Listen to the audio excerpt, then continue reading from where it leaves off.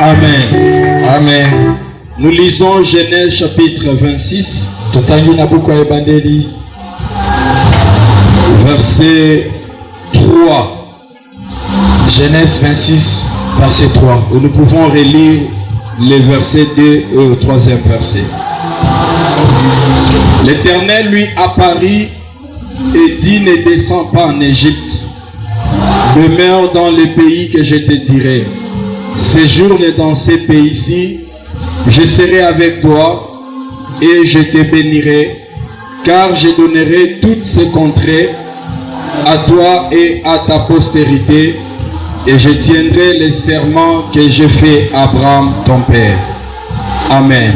Amen. Prenez votre place. Comme nous avons l'habitude de le dire depuis que nous avions commencé ce thème, l'expansion n'est pas une pensée philosophique, mais c'est une pensée prophétique. Et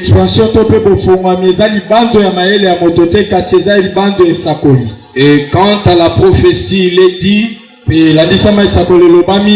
ce sont des choses qui certainement s'accompliront. Si ça paraît tarder, attends-la, car elle va s'accomplir et elle s'accomplira certainement.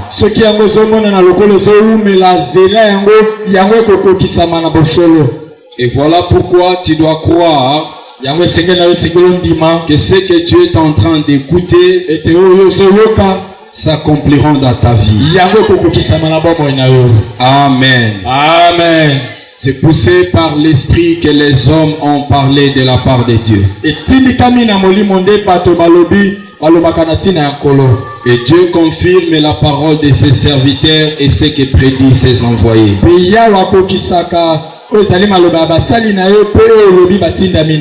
psalmiste dit: dans leur détresse, ils crièrent à l'Éternel et l'Éternel leur envoya sa parole. Dieu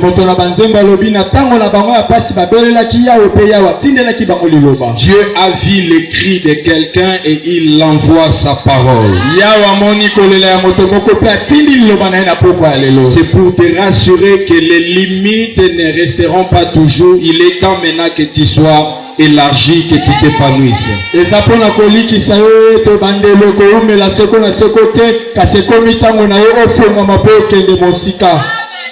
Amen. Amen. Alléluia. Amen. Aujourd'hui, nous allons apprendre les 4 avantages majeurs d'être dans ta zone prophétique. Les 4 avantages majeurs d'être dans ta zone prophétique. Amen. Très important. Quand Dieu insiste que nous restons dans notre zone prophétique pour vivre l'expansion, il y a des avantages que Dieu a mis sur cette zone-là pour toi. Et nous allons apprendre cela. La première des choses, Dieu sera avec toi. Il dit à Isaac: séjourne dans ce pays-ci. Je serai avec toi. Dieu promet Isaac d'être avec lui. Ça, c'est la première ou le premier avantage. Lorsque tu restes dans ta zone prophétique, Dieu sera avec toi. La présence de Dieu demeurera à tes côtés. Matin, soir, pourquoi Dieu sera avec toi. Et vous savez, quand Dieu est avec toi, tu es majoritaire. Quand Dieu est avec toi, tu deviens la multitude. Quand Dieu est avec toi, tu es imbattable. Quand Dieu est avec toi, tu es le plus fort. Les 4 4 lépreux ne représentaient rien.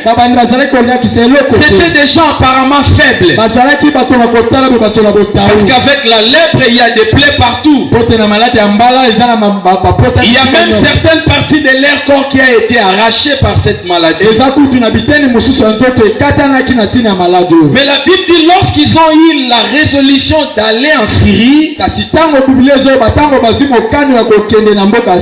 Syrie était une ville providentielle où Dieu devait accomplir la prophétie qu'il avait donnée par la bouche de son serviteur le prophète. Comme Dieu se sert toujours des hommes, il va se servir de ces 4 lépreux. Et pendant ces 4 lépreux approchaient la Syrie avec leur marche lente, parce qu'ils avaient des plaies et avaient des douleurs. Mais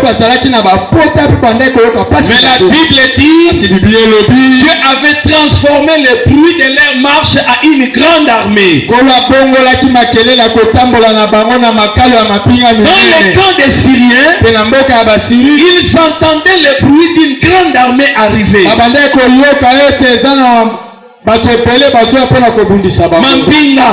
Alors ils se sont dit, sûrement c'est Israël qui est parti prendre des alliés pour nous détruire.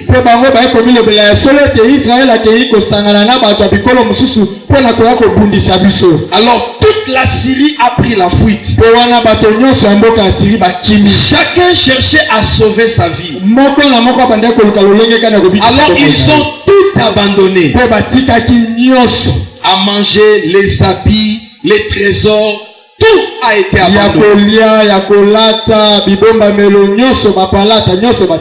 Alléluia. Amen. Alors qu'il n'y avait pas une grande armée, il n'y avait que les 4 lépreux avec leurs marches comme des caméléons qui s'approchaient petit à petit de la Syrie. Mais au milieu de ces 4 lépreux, il y avait un 5e homme, une 5e personne, c'était Dieu. Quand Dieu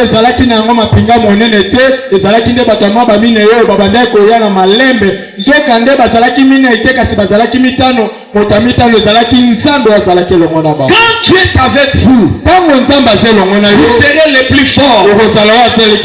Vous n'aurez pas peur de vos adversaires. David était un petit garçon, inexpérimenté dans la guerre, mais il avait une expérience. Il avait tué le lion et l'ours. Mais ce jour-là devant Goliath,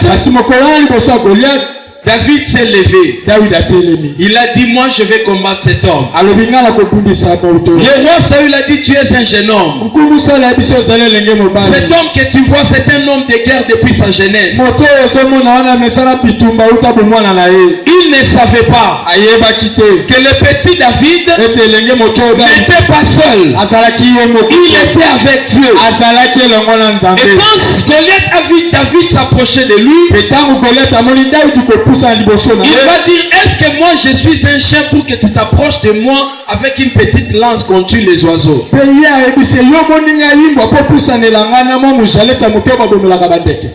Alléluia. Amen. Il ne savait pas que c'était avec cette lance-là que David allait le tuer. Parce que ce qu'il voyait en David n'était pas seulement ce qui était. Au-delà de ce que Goliath voyait en David, il y avait un grand Dieu. Et c'est avec la lance et un petit pierre, David a tué Goliath. Parce que David n'était pas seul. David va lui dire, tu viens avec moi avec la lance, les javelots, beaucoup de choses. Mais moi je viens contre toi au nom de l'Éternel, des armées que tu as insultées.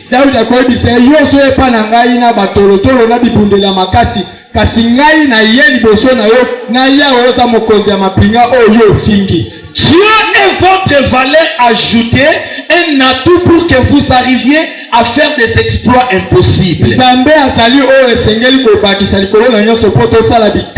Mais pour que Dieu soit à vos côtés, vous devez rester dans votre zone prophétique. Dieu n'accompagne pas quelqu'un comme ça seulement pour le plaisir de l'accompagner. Dieu accompagne quelqu'un lorsque la personne respecte la direction de Dieu pour rester là où Dieu le veut.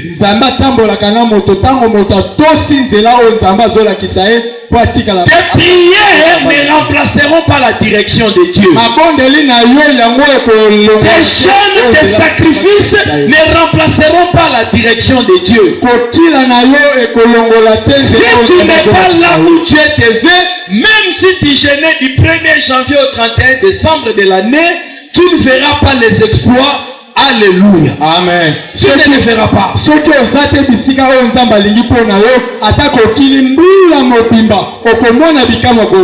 que Dieu ne prend pas plaisir au sacrifice mais à l'obéissance. Respecte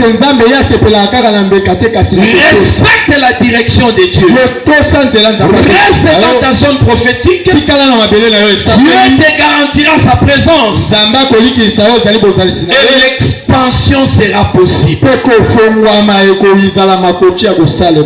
Alléluia. Amen. Gédéon avait peur. Il est allé rassembler au moins 33 000 soldats. Dieu lui dit, c'est trop. Parle aux autres de rentrer dans leur maison. Il est resté au moins 20 quelques mille. C'est trop. Il va leur passer par une épreuve, par un test. Et ce jour-là, plusieurs vont rentrer. Et Gédéon va rester seulement avec 300 personnes. Faire face à une armée de plus de 130 quelques mille. Alléluia. Amen. Alléluia. Amen. Mais Dieu a dit à Gédéon, n'ayez pas peur. Tu battras mendiant comme un seul homme. Toute cette multitude innombrable que tu vois là, je réduirai leur effort. Je réduirai leur force. Et ça devient la force d'une seule personne. Et toi tu les battras. Vous savez ce qui était arrivé. Dans cette bataille, dans ces combats, c'est Gédéon qui a été vainqueur. Si Dieu est avec toi, tu es vainqueur. C'est toi qui seras le plus fort. Tu dois veiller que Dieu soit avec toi. Et ce qui te garantit cela, c'est d'être dans ta zone prophétique. Amen. Alléluia. Amen. On dit Dieu est partout, mais il ne se manifeste pas partout. Dieu se manifeste que là où la foi est mise en action. Obéir Dieu dans la direction qu'il vous donne pour rester dans la zone prophétique, c'est une manifestation de la foi. Isaac a cru Dieu, voilà pourquoi il est resté à Guérar. Et là, à Guérar, Dieu était avec lui. Isaac a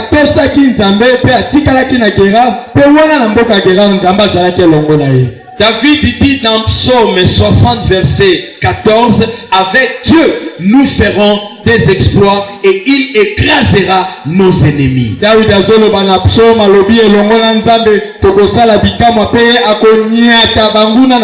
Avec Dieu nous ferons des exploits et il écrasera nos ennemis. Alors si Dieu est avec toi, peu importe le nombre de tes ennemis, tes ennemis peuvent être des hommes, tes ennemis peuvent être des personnes comme ça, tes ennemis peuvent être une situation difficile, tes ennemis peuvent être une maladie, tes ennemis peuvent être le chômage, tes ennemis peuvent être les difficultés. difficulté quelconque. Mais si Dieu est avec toi, alléluia, amen, tu feras des exploits et Dieu écrasera toutes ces choses. Voilà pourquoi tu as raison de rester dans ta zone prophétique pour que l'expansion devienne une réalité.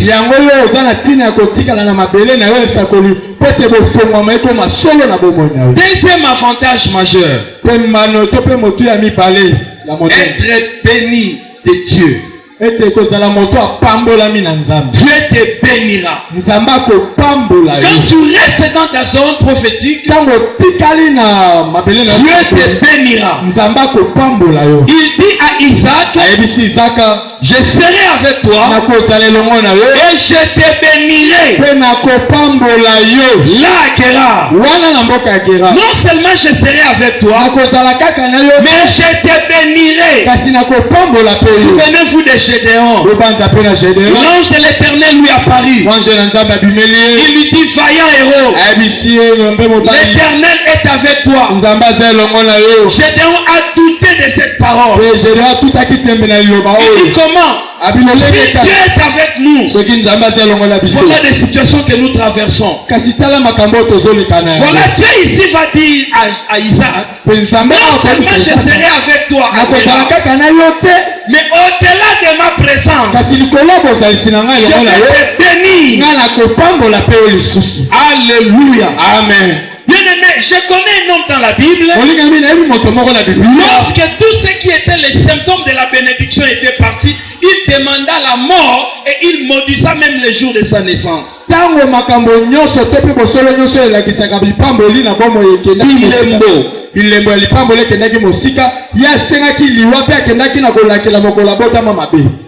sa femme ne pouvait plus supporter son mari.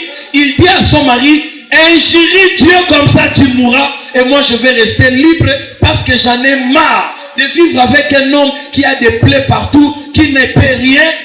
Injure seulement Dieu, il va te tuer, comme ça moi je vais rester libre.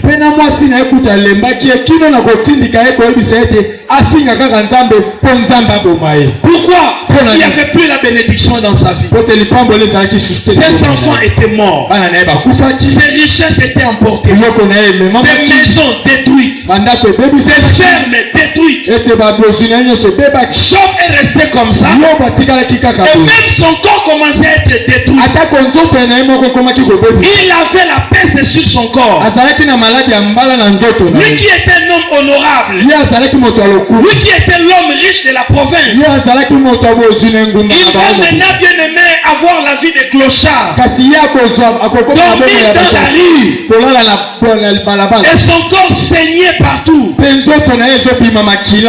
Alléluia. Amen. Alléluia. Amen. Il dit comment je peux arriver à ce niveau. Il maudit le jour de sa naissance. Il dit maudit soit le jour où j'étais né. Il fallait que ce jour n'existât pas pour que je n'arrive pas au monde. Pour que je vive des choses comme cela. Bien aimé, nous avons droit, nous avons besoin de la bénédiction. La bénédiction n'est pas l'argent. La bénédiction n'est pas les biens matériels. Il y a des ceux qui en ont, mais qui ne sont pas bénis. Qu'est-ce qui va arriver? Ces choses vont partir et la personne va rester pauvre. Mais celui qui a la bénédiction va commencer à créer. La richesse n'est pas la bénédiction, mais la bénédiction crée la richesse. La richesse n'attire pas la bénédiction, mais c'est la bénédiction qui engendre la richesse. Et Dieu dit à Isaac, laisse à Guéra, et là je te bénirai. Alléluia. Amen. Isaac est resté à Guéra. Lui qui allait fuir à cause de la famille. Mais lorsque la bénédiction de Dieu va commencer à travailler dans sa vie, c'est sur ces mêmes terres que Isaac aura des biens. Alléluia. Amen. Beaucoup de serviteurs des champs, des puits, des meni bétail, des richesses en or, en argent, jusqu'à ce que le roi du pays va porter en ville sur Isaac et les chasser parce qu'il se sentait trop petit devant Isaac. Qu'est-ce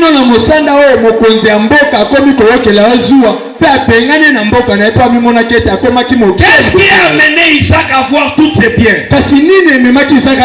C'était la bénédiction. Parce que Dieu l'avait dit, reste ici, je te bénirai.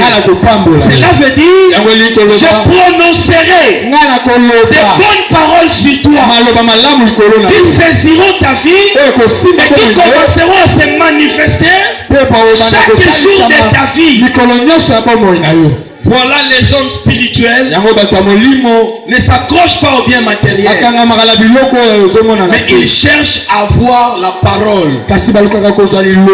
Ils cherchent à arracher une parole, une promesse de la bouche de Dieu, et ils les cherchent auprès des hommes de Dieu. Alléluia. Amen. Reste dans ta zone prophétique. C'est là où la bénédiction t'est garantie. Nous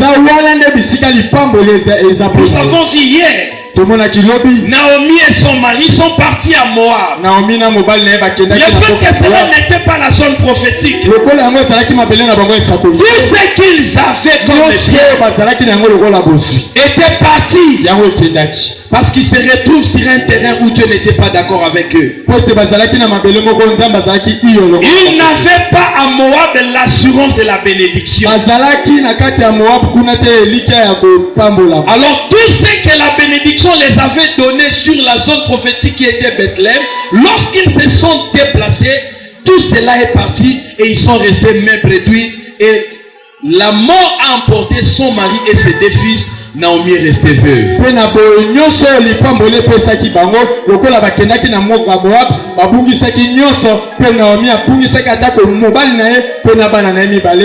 ne force pas la bénédiction. Dieu a dit dans sa parole, j'ordonnerai à la bénédiction de vous suivre. La bénédiction a des oreilles. La bénédiction a des yeux. La bénédiction a des pieds pour suivre la personne que Dieu lui envoie. Si Dieu n'ordonne pas la bénédiction de s'accrocher à ta vie, peu importe le câlin que tu peux faire. Au article 15, l'homme doit se battre le chemin de fer. Tu mourras, bien aimé, sans même avoir réalisé un grand projet dans ta vie.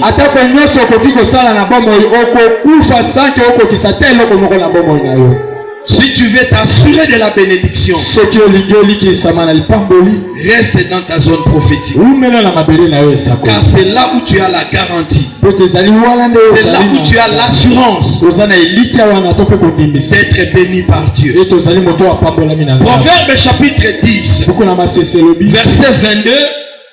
La Bible nous dit, seule la bénédiction de l'Éternel qui enrichit. C'est la bénédiction de l'Éternel qui enrichit. Et l'Éternel ne les fait suivre d'aucun chagrin.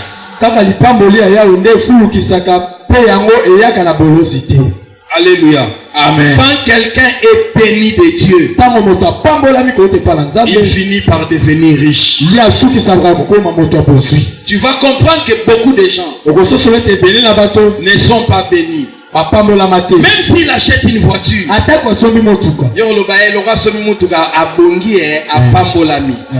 non. Alléluia. Amen. Parce que la bénédiction de Dieu, quand elle vient dans la vie de l'homme, elle finit par enrichir la personne. C'est ce que la Bible nous dit.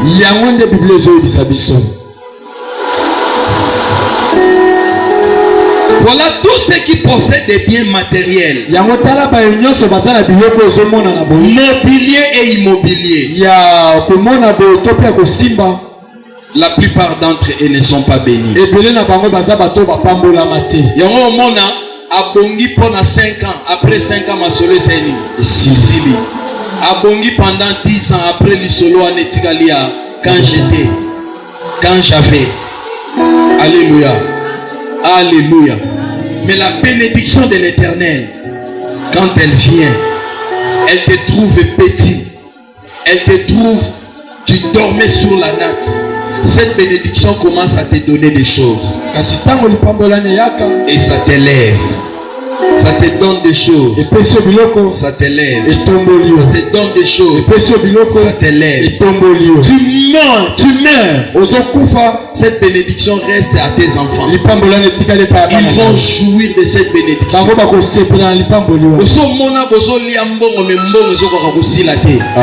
Alléluia. Et si quand son bon année au côté fait ça, mais ça n'a pas bon résultat que la bateau mangam. Alléluia. Amen. Qui fait la bénédiction de l'Éternel doit rester dans la zone prophétique.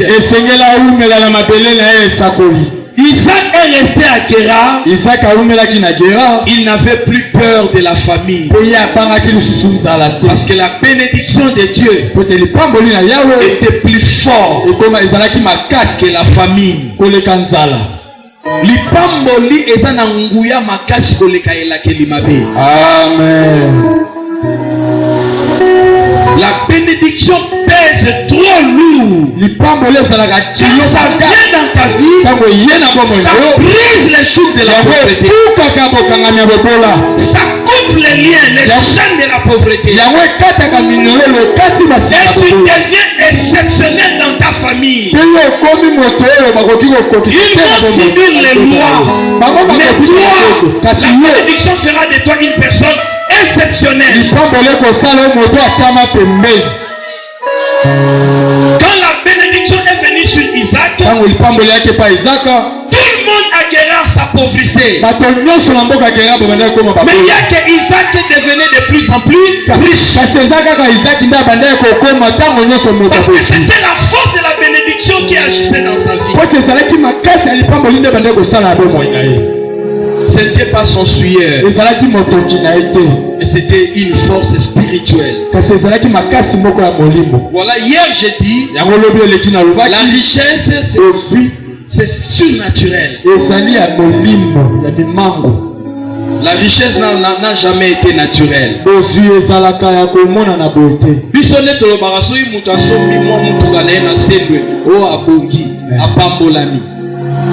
que riche? Jamais.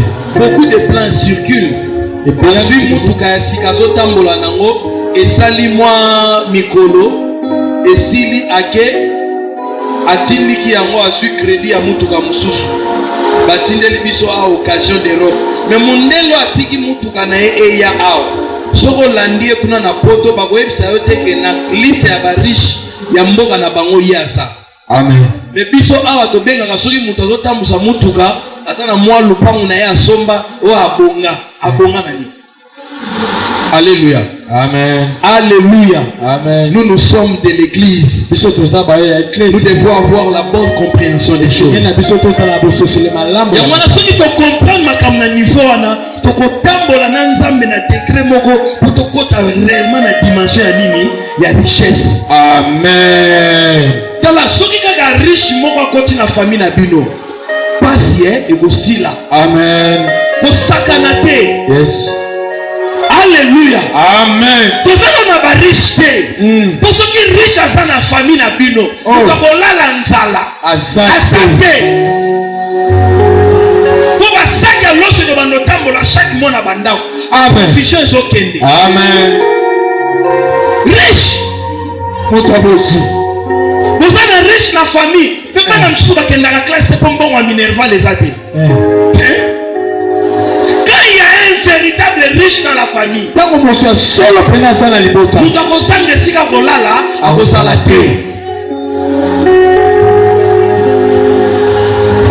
que vous avez riche dans la famille?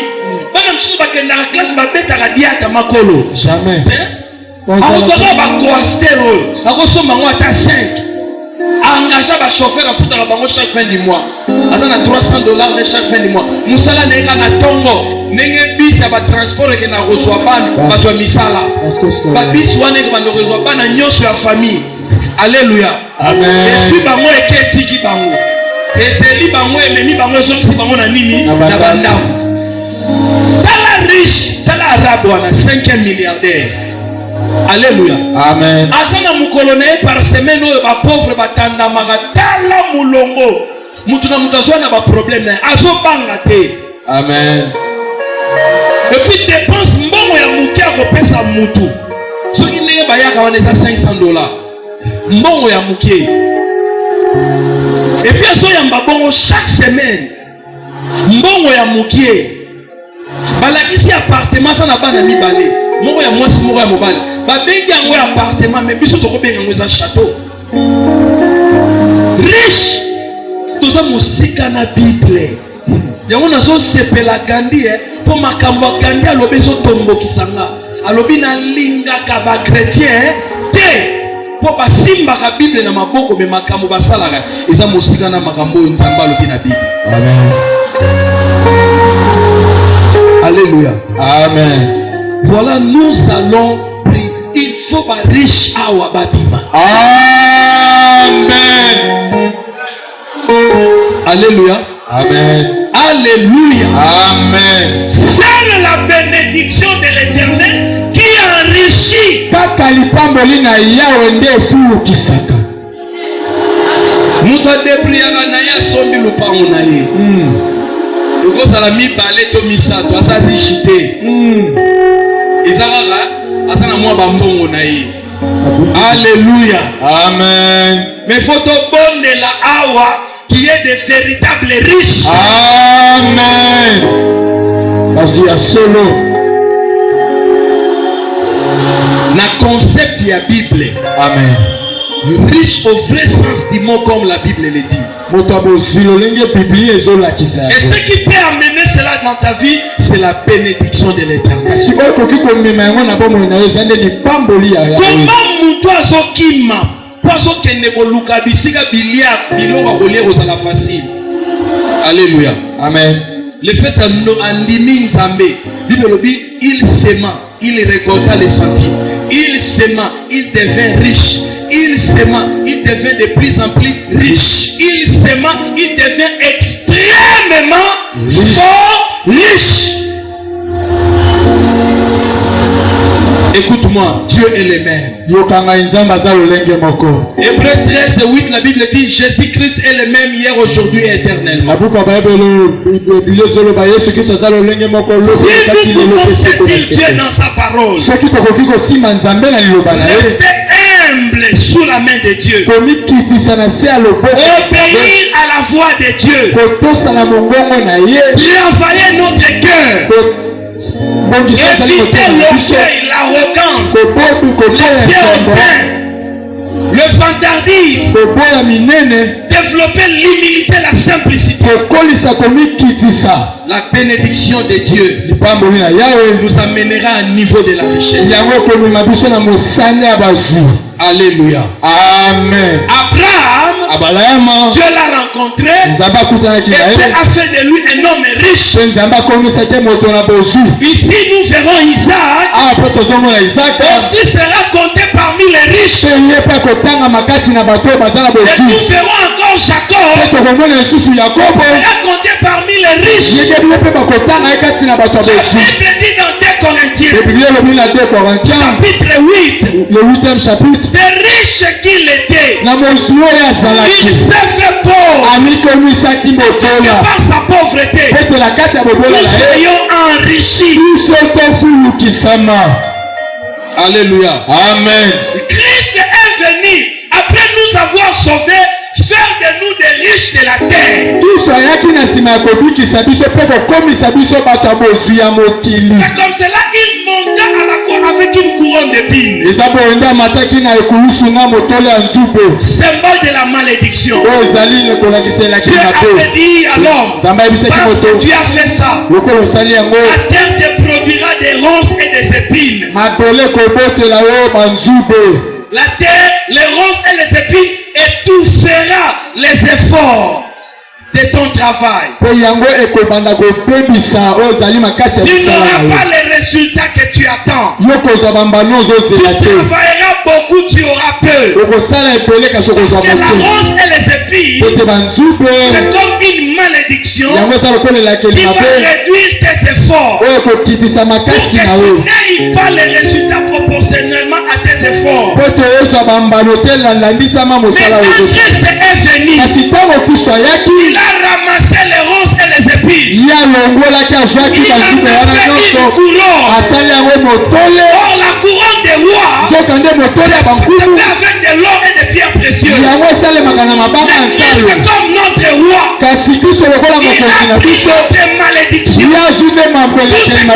C'est comme un obstacle pour que nous n'atteignions pas la richesse divine. Il a mis ça sur sa tête. Et pendant qu'on les mettait sur la tête, il a payé le prix au prix de son sang. Est-ce que quelqu'un me comprend? Amen. Il a versé son sang pour que toi tu deviennes réellement les riches. Comme ces milliardaires arabes. Toi aussi on peut te compter comme un milliardaire congolais. Si cela est impossible aux hommes, cela est impossible à Dieu. Et à toi aussi, si seulement tu crois. Et celui qui croit obéit. Celui qui croit s'humilie. Celui qui croit accepte de payer le prix.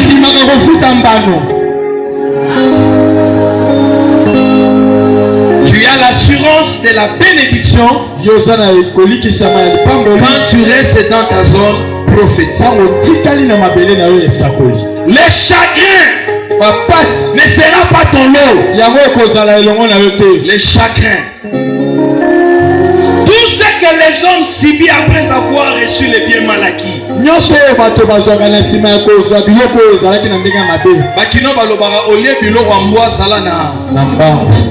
Alléluia. Amen. Pour salami. Aolanda yo. Biloko nyoso so na ndenge ya mabe.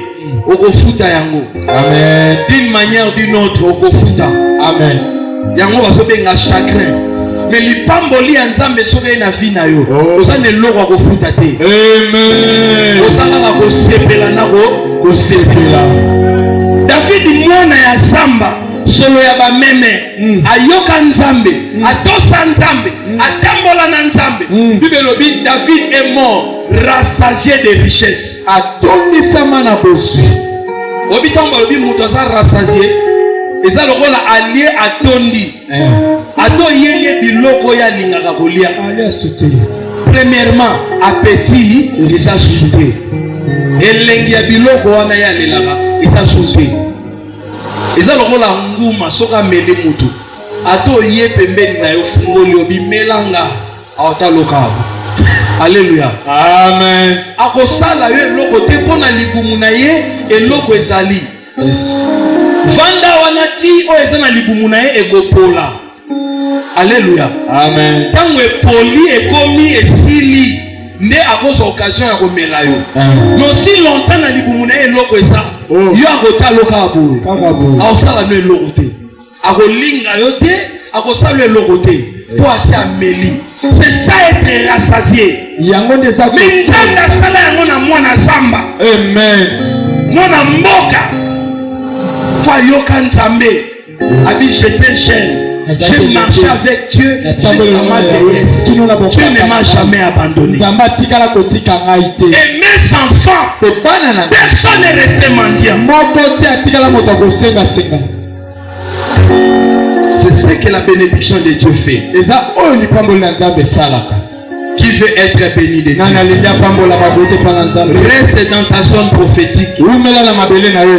Quelle philosophie à Kinshasa? Oh, on va se battre. On va battre comme un papa là.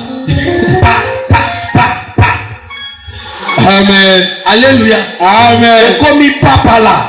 Oh, l'homme doit se battre. Chemin de fer. C'est là. Mokili kozela ote. Si quand c'est là et assoit comme ça, toi avancer. Jamais. Oso battre, ba mfule zo sani. Ezo kende. Reste ko sala mutu makasi te to sanzambe. Amen. To sanzambe. Amen. Dieu n'a pas créé l'homme pour se débrouiller dans la vie. Dieu a créé l'homme pour que l'homme lui obéisse et qu'il le bénisse. Troisième avantage majeur. Dieu te donne la contrée et à ta postérité. Il dit, je donnerai ces contrées à toi et à ta postérité. Qu'est-ce que Dieu voulait dire? Il voulait dire, je te donnerai les droits de propriété. Tu deviendras le propriétaire de cette terre. Tout ce territoire t'appartiendra à toi et à ta postérité. Quand tu restes dans ta zone prophétique, l'expansion de Dieu viendra et tu deviendras propriétaire. Amen. okosalela biloko ya kodefa te okosalela biloko na yo moko. Mutuka ya yo nakolalaka ya yo musala okendaka oselaka salaire te yo nde ofutaka bato salaire.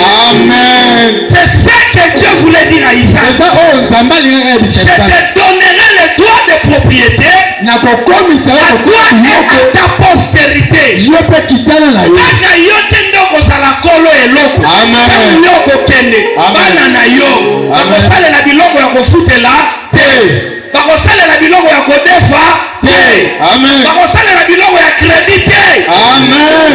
Tu entreras dans les droits de propriété. Qui comprend ça? Écoute-moi, Dieu est terrible. Quand l'Esprit de Dieu m'a expliqué ces termes, j'ai dit non, Dieu il est fantastique. Et puis avant Nzambe azolaka Isaac, kolo lopango te. Il y a 20 mètres sur 25, il y a 15 sur 10. Alléluia. Amen. Azolaka ye mboka mobimba. Alors bien, nenge roi belge azwaka Congo, babengango Congo belge. Babengango territoire ya Léopold te. Alléluia. Amen. Ezaki ya ye propriété privée ya mutu. Tala mboka munene lokola Congo na bosio nyonso ezala ya mutu. Nenge Congo ezalaka. Alléluia. Amen. Alléluia. Amen. Si on na mboka lokola États-Unis, on na mboka lokola ba Nigeria, okokoma okuta bana ya Nzambe bakota na dimension ya bénédiction oyo. Amen. Au monde église lokola biso cité de merveille boy. To sombi quartier mobimba ya Yolo nord na Yolo sud. Amen. Donc tant qu'on so kota bongolo, ko banda maya kala mutina université, eza ya biso. Cité de merveille. Alléluia. Amen. Bana ya Nzambe lokola ngana yo.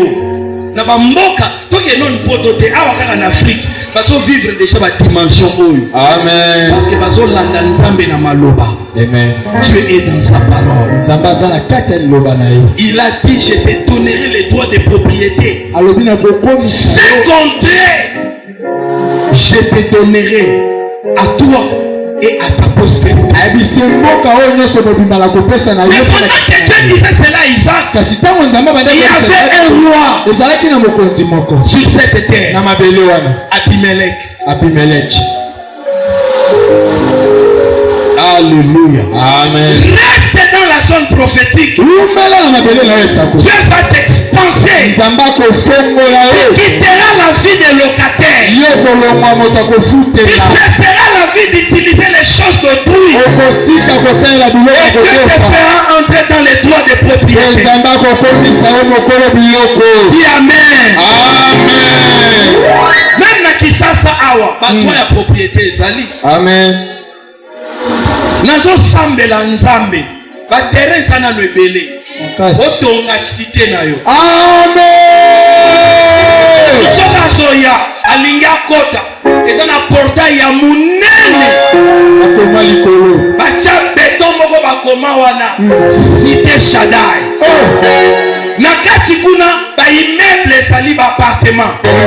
Tongi oasis na ngambo kankokolo. Ba villa esali. Amen. Alléluia. Amen. Eza na bato ba luaka ba villa, ba profana kana ba appartement na ba immeuble. Otonga ba immeuble ya ba 15 ba 20 ba 30 étages. Eza bon na cité na ta 100. Amen. Terrain à football à Tami Balé, terrain à basket, il y a handball, il y a pas de natation, polyclinique moro moderne na kati, école, Esali, il y a maternelle, il y a primaire, il y a CO, on a des cités supérieures kuna na kati, on a hypermarché, tekaka mituka ya sika, tekaka biloko ya ndako, tekaka nyonso kuna, bati ya cité na basa na droit ko bimalibanda te, nyonso basa na ngo posa, basa na ngo kaka kuna, eza na station ya carburant, oyo mutuka ya sepe yaka ekoti kuna e charger. Amen. Bati na osoki balingi babima, amizoli déjà carburant kuna, ne asimimi yake osala tout. Écoutez-moi, ce sont des choses que Dieu doit faire avec nous. Amen. Amen. Amen. On rêvait catch. On rêvait cité. Le Dieu d'Abraham est un Dieu qui donne des terres. Dans Psaume chapitre 2 verset 8, il dit ceci. Demande-moi. Demande-moi et je te donnerai. Nzambe mikolo yo pesa biso saki ya loso, nzambe mikolo yo saki ya fufu, nzambe mikolo yo. Alléluia. Psaume 2:8, il dit demande-moi et je te donnerai des nations pour héritage et les extrémités de la terre pour possession. Adio sengaini o sengae bikolo o sengae mabele des nations et des extrémités de terre bikolo pe mabele. Je retends où yo soya na prière. Lokola mwana ya nzambe. Ozo suka na vision nzambe. Pesa ngata chambre salon. Soki musiko sengi de chambre. Eza biloko ko senga nzambe te. Jamais. Soki chambre salon ko ya lokola ba faible commencement emi yela na. Ça va. Mais ça eloko ko sala ko la prière te. Na liloba ya nzambe na Bible ba komi eloko wana.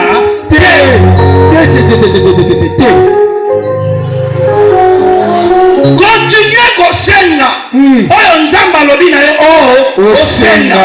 Ti mukolo nzamba ko sala nini? Akopesa yo. Amen. Oyo alobi na yo osenga te, kosenga te. Amen. Komiyela emiyela na ndenge nango. Alléluia. Est-ce que mutu moko azolanda ngai? Amen. Les droits des propriétés. Lisons Psaume 44. J'aime ces psaumes. Tu vas comprendre. Psaume 44, versets 2 à 4. Oh Dieu, nous avons entendu de nos oreilles. Nos pères nous ont rencontré les œuvres que tu as accomplies de leur temps. Au jour d'autrefois. De ta main, tu as chassé des nations pour les établir. Amen.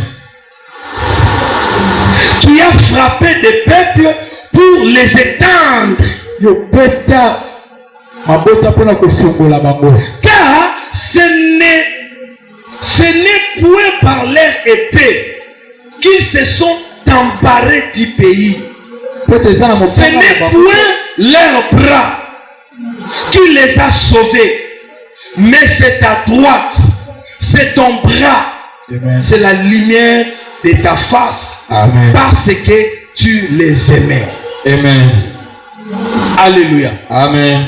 Alléluia. Amen. Dieu a chassé des nations pour les établir. Il a détruit des peuples pour étendre son peuple. Et on dit ce n'était pas par l'air épée. Alléluia. Amen. Mais c'était par les bras. C'était par la main. Parce que Dieu les aimait. Toi, tu es chrétien. L'amour de Dieu est sur toi. Car écoute-moi, toute personne qui a reçu Jésus, tout l'amour de Dieu est dans sa vie.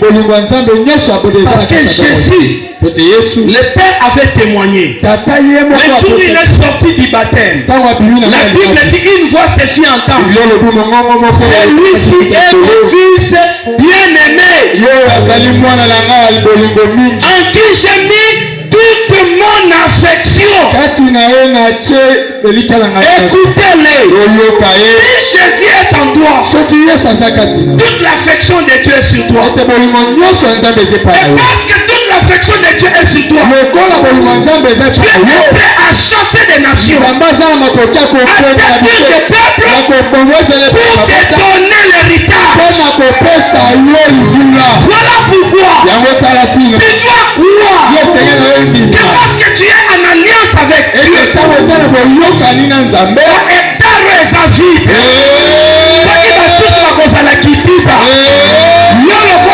révélation bandako yebisa nzambe eza netandi moko ya mabele kozwa kombo na nga. Jésus, je le reçois au nom de Jésus.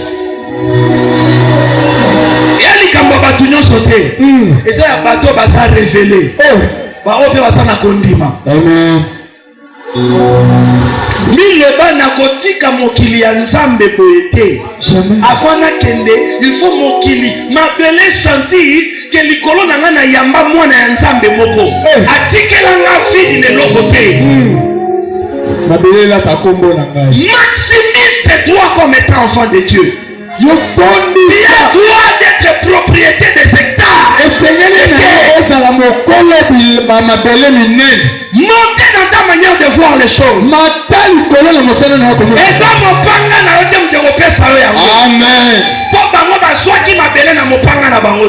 Amen. Mais ça nzambe. Amen. Pour l'ingaki bango. Yes. Et lumière ya elongi ya nzambe.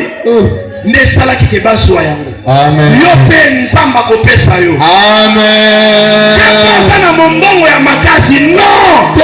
Dieu connaît. Toi crois seulement. Nzamba ya biondi ma. Il est le maître des temps et des mais il veut voir cette foi en toi. Dieu respecte l'analogie de la foi de l'homme. Ce que tu ne crois pas, tu ne peux pas le vivre. Il a dit à Marie, n'ai-je pas dit que si tu crois, tu verras la gloire. Pour que la gloire de Dieu se manifeste dans ta vie, pour que tu deviennes une personne gloire, tu dois savoir comment utiliser ta foi par rapport aux choses que Dieu te dit. Dis à Dieu, je crois que tu fais le faire pour moi. Et j'attends que tu le fasses pour que ton nom soit glorifié.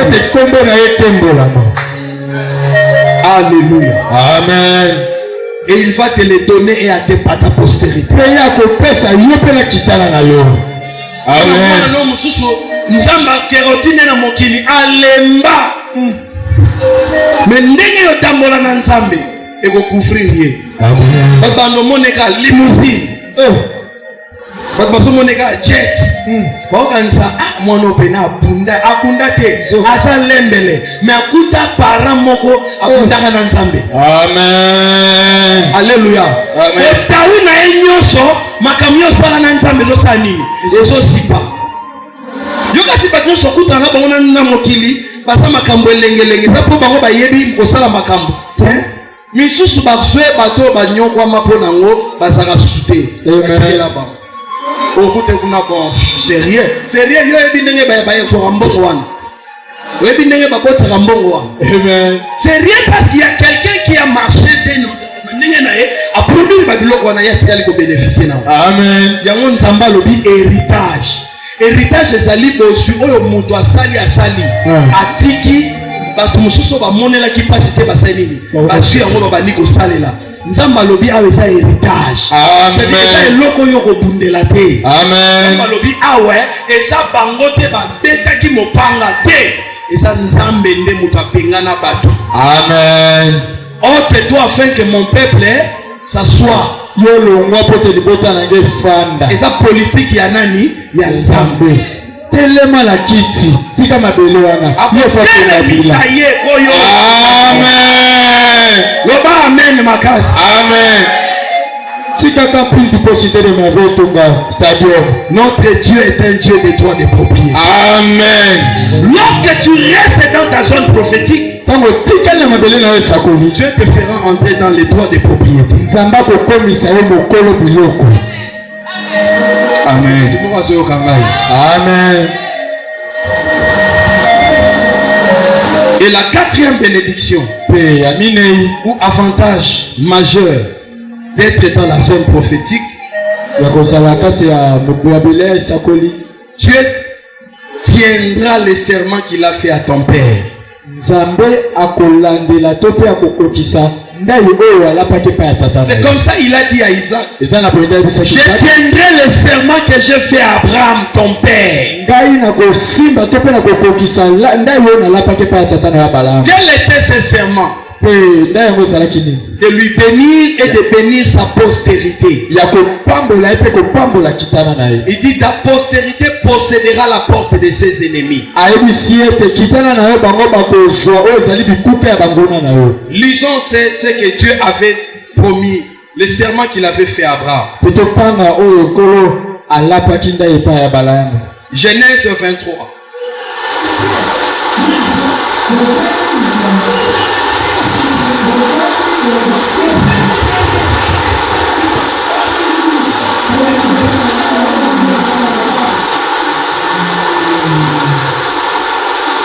Amen. Amen. Au verset 15. Non, remontons. Au verset 11.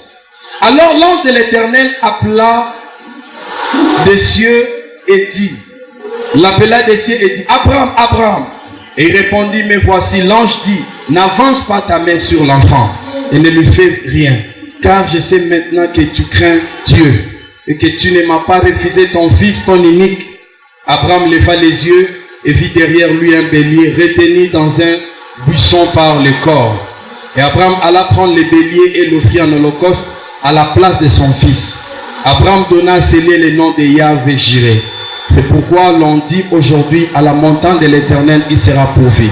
Verset 15. L'ange de l'Éternel l'appela une seconde fois, Abraham des cieux, et dit, je le jure par moi-même, parole de l'Éternel, parce que tu as fait cela, et que tu ne m'as pas refusé, et que tu n'as pas refusé ton fils, ton unique, je te bénirai et je multiplierai ta postérité comme les étoiles du ciel et comme le sable qui est sur le bord de la mer. Et ta postérité possédera la porte de ses ennemis. Toutes les nations de la terre seront bénies en ta postérité parce que tu as obéi à ma voix. Amen. Amen. Amen. Amen. C'était ça le serment. Et on dit, Dieu dit à Isaac, à Guérard, je tiendrai le serment que j'ai fait à Abraham ton père. Je te bénirai et je bénirai ta postérité. Je te multiplierai. Ta postérité sera multipliée comme les étoiles du ciel, comme le sable qui est sur le bord de la mer. Toutes les nations de la terre seront bénies en tant postérité. Et ta postérité dominera sur leurs ennemis. C'est ce que Dieu voulait dire. Possédera la porte de ses ennemis. Cela veut dire ta postérité dominera sur leurs adversaires. Yebisanga mboka o ekanela Israël pe balongi bango. Jamais. Nenge tozali na ba nation. Alléluia. Amen. Alléluia. Amen. Bo meki bo comprendre nenge ba kosala bino. Parce que Israël est kuna lelo, ils ont le sable qui est au bord de la mer. Israël il y a ma pata ya minzoto et sa église. Amen. Mais ce que je veux na église, comment bana nzambe lelo na église, basa dominer na banguna. Alléluia. Amen. Et donc il faut ça la mater. Il y a un bible dit faute de connaissance mon peuple fait périr. Osanga koyeba libota na ngezo kufa. Yo osa elongamable. Amen. Monguna moko te ataba lembolie na bilima ya mer rouge. Akei pena ba lembolie kuna na bilima wana azuba nguya ebele. Soka ye na musika kokweya. Amen. Est-ce que cela n'a malam? Amen. Boyo osankitana nzamba lobaki depuis kala. Tia solo de la Abraham, tia solo de la Isaac. On va déjà komona yo. Amen. Minzoto nzamba lobela ki Abraham. Amen. Yango ta unafanda kata nzamba zo solo nanga pona musala oyo. Alakisinga minzoto na likolo. Tozana kata plan nzambe. Amen. Alléluia. Amen. Alléluia. Amen. Dieu tiendra les serments qu'il a fait à ton père. Il a dit, je tiendrai ce que j'ai dit à Abraham. Alléluia. Amen. Cela veut dire la promesse de l'alliance que j'avais donnée à Abraham. Clôturons par Hébreu. Hébreu chapitre 10, verset 13. Hébreu chapitre 10, verset 13. À partir du verset 13,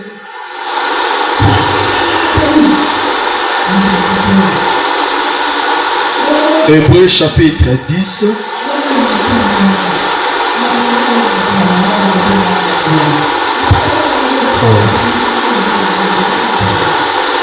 Non, Hébreu chapitre 6. Excusez-moi. Hébreu chapitre 6, à partir du 13e verset. La Bible dit ceci. Lorsque Dieu fit la promesse à Abraham, ne pouvant jurer par un plus grand que lui, il jura par lui-même. Et dit, certainement, je te bénirai et je multiplierai ta postérité. Et c'est ainsi que Abraham, ayant persévéré, obtint ce qui lui avait été promis. Or, les hommes jurent par celui qui est plus grand qu'eux. Et le serment est une garantie qui met fin à tous leurs différends. C'est pourquoi Dieu, voulant montrer avec plus d'évidence aux héritiers de la promesse l'immuabilité de sa résolution, intervint par un serment, afin que par des choses immuables dans lesquelles il est impossible que Dieu mente, nous trouvions un puissant encouragement, nous dont le seul refuge a été de saisir l'espérance qui nous était proposée. Amen. Amen. Amen. Dans les serments, il y avait autre chose. Dieu a fait la promesse. Et Dieu voulait rassurer Abraham et sa postérité que les choses que je te promets, je ne changerai plus. Voilà, la Bible parle ici d'une expression. On dit c'est pourquoi Dieu voulant montrer avec plus d'évidence aux héritiers de la promesse l'immuabilité de sa résolution. Amen. Donc Dieu voulait garantir les héritiers de la promesse, c'est nous. Dieu voulait nous garantir la résolution qu'il a prise ne peut pas être modifiée, ne peut pas être changée. Au-delà de faire la promesse, il ajouta le serment. Voilà, on dit par des choses immuables. C'est des choses immuables, c'est la promesse et le serment. Il n'a pas vu quelqu'un qui soit plus grand que lui. Il jura par lui-même. Cela veut dire Dieu sera esclave de lui-même. Veillez à ce que des choses qu'il a dit, son accomplissement dans la vie des héritiers de la promesse. C'est toi qui s'est rendu esclave de lui-même. Dieu singana mekingo pona a changer te na makambo oyo ye alaki alapindai. Amen. Pe ba biesa biloko mi parler wana. Amen. Nous avons changé yango asate. Elaka nandai nzambe asala nini? Alapati. Tala kopsakana nandai te. Amen. Hérode. Bino lobi abandaki kotosa Jean Baptiste. Abandaki kosoya lokola mutu ya nani ya nzambe. Mais mukolo moko Herodias. Mwana ya Herode ye. Herode azaki na fête. Mwana ya bini. Esengo esui tata. Abengi mwana bi mwana osepelisi motema nanga. Senganga eloko nyonso na kopesa yo. Ata katikati ya bokonzi. Mwana songe pa ya mama. Abi mama tala mama papa lobi. Abi a belia ki ebikoki. Soka Herodias wana. Jean Baptiste abanaki koloba na ye. Yazalaki mwasi ya ndeko ya Herode. Herode abotoli ndeko na ye mwasi akomisi ye mwasi na ye. Sotango Jean Baptiste asosongisa Herode na nzela. Herode asopanga Jean Baptiste pasa mutu na nzambe. Mais mwasi wana abanaki koluka occasion ya kosala Jean Baptiste mabe po azolongola ye na bilengi na ye asalaki nango. Donc kaka mwana ye alobi sava na juillet. Kende koloba na ye pesanga mutu ya Jean Baptiste na plateau. Alléluia.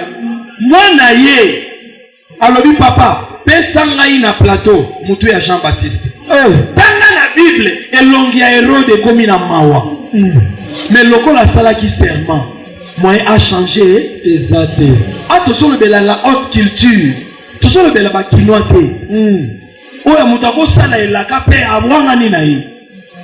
Donc moral na biso sa ya kopola ya kokufa makasi. Mutu ya suit fait na église, a suit engagement d'église. Lokola basolo banango te abata afandi na calme.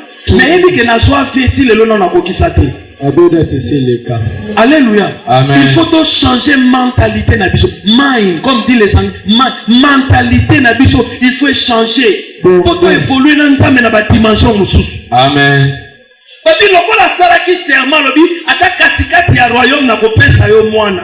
Ngana régner na mwandambo, yo régner na ndambo. Mais mwana bité na boyi na ngako régner, pesa ngaka mutu ya Jean Baptiste. Mawa essuyer. Mais azaki na choité. Pour salaki déjà serment. Sala pakindai. Alléluia. Amen. Atindi basoda bake bakati Jean Baptiste mutu. Bachango na plateau ba yo pesa mwana. Mwana memi ake pesa mama. Mwende Jean Baptiste akufa. Akufa po mutu ala. Mutu ato sakaye. Mutu banaye ko ndimela ye. Mais lokola salaka serment. Azaki suna choité. Amen. Moya changer. Ce qui partout, on va changer. Il faut respecter le serment et bon nzambe. et bon on s'appelle. Amen. Par des choses immuables, inchangeables, qu'on ne peut pas modifier. Et sa constitution a pour amendement et quota, pas modifier quelques articles. Jamais. Et ça Nzambe. Amen. Ce qui est Christ aussi ma dimension. Pour te comprendre que l'homme a tout ça dans ma belle na biso. Nzambe a ça obligé. C'est la biso makambo. Ya on a fait bino awa na fait que nzambe na lingi susu makambo ya ajna. Pesa nga makambo ajna. Amen. Na lingi susu que Christ moko alléluia amen ba kiti vie. Na boyi. Amen. Il a promis la multitude. Alléluia. Amen. La lingi bato na ko compter te loko la minzoto na likolo. Amen. Alléluia. Amen. Amen. Alléluia. Amen. Alléluia. Amen. Et ça n'a pas de façon vivre makambo na nzambe. Amen.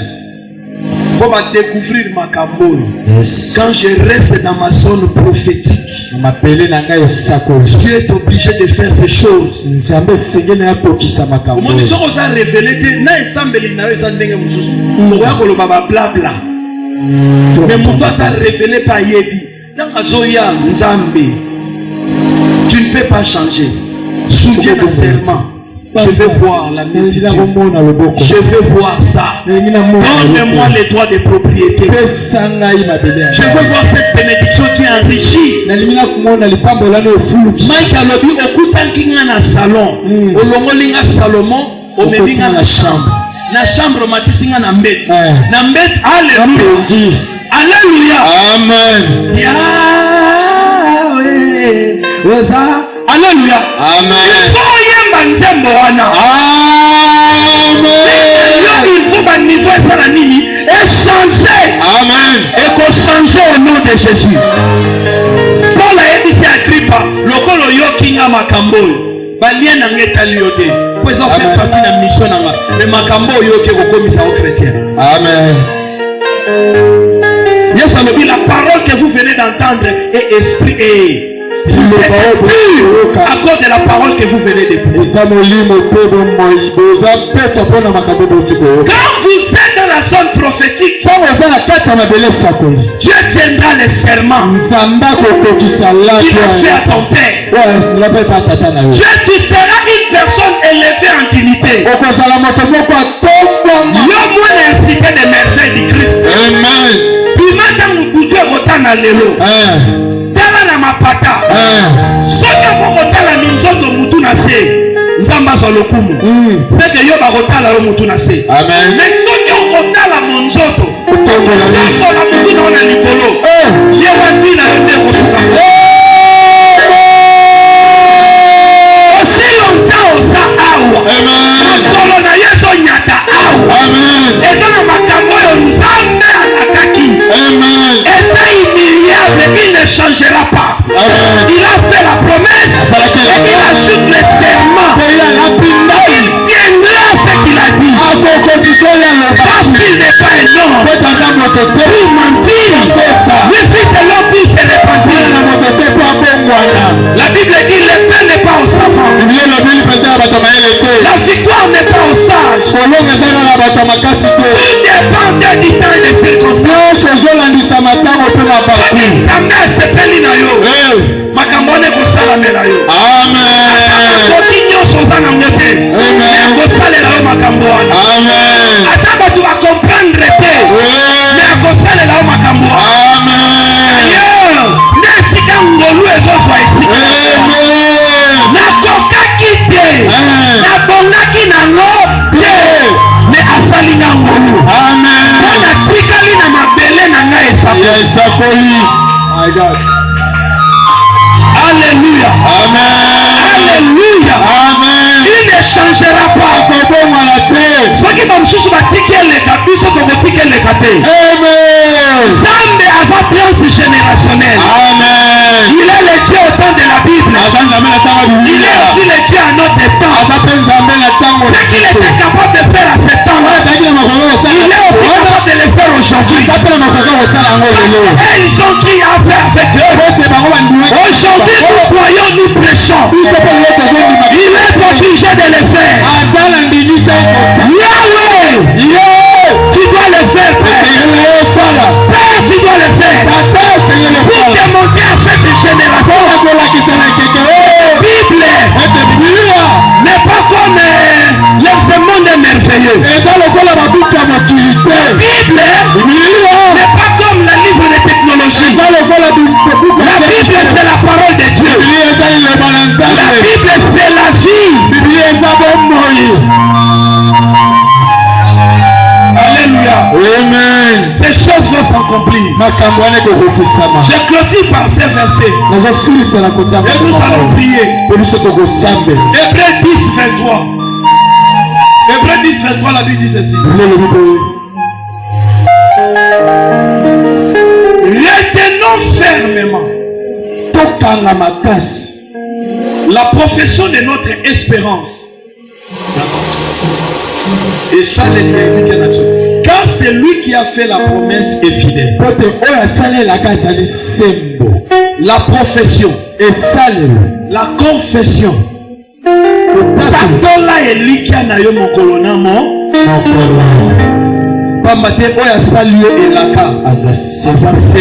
Amen. Amen. Tu dois retenir fermement. C'est comme cela. Quand il a dit à Abraham, il est le père de multitudes. Abraham changera son nom. Il sera plus appelé Abraham. Il va se nommer Abraham. Peu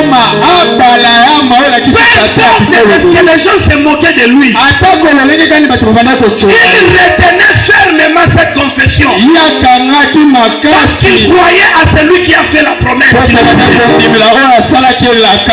Toi aussi, retiens fermement la confession. Quand tu te réveilles, dis je suis un homme élevé, dis je suis un homme béni, dis j'ai les droits de propriété.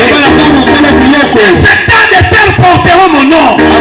Les entreprises porteront mon nom. Les industries porteront mon nom. Concept de grandes choses. Parce que je crois aux promesses de Dieu de mon Père.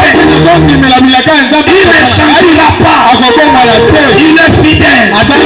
Il est fidèle. Il est fidèle. Et il est fidèle. Les hommes changent. Parce que des fois ils sont infidèles. Les hommes changent. Parce que des fois ils manquent les moyens. Les hommes changent. Parce que des fois ils peuvent mourir.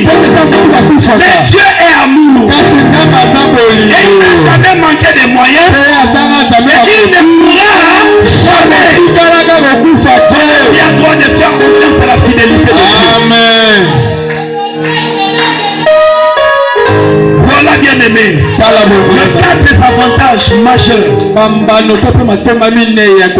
quand tu restes dans ta zone prophétique. Et Isaac a vécu ces choses. Toi aussi tu les vivras. Toi aussi tu les vivras. J'ai dit toi aussi tu les vivras.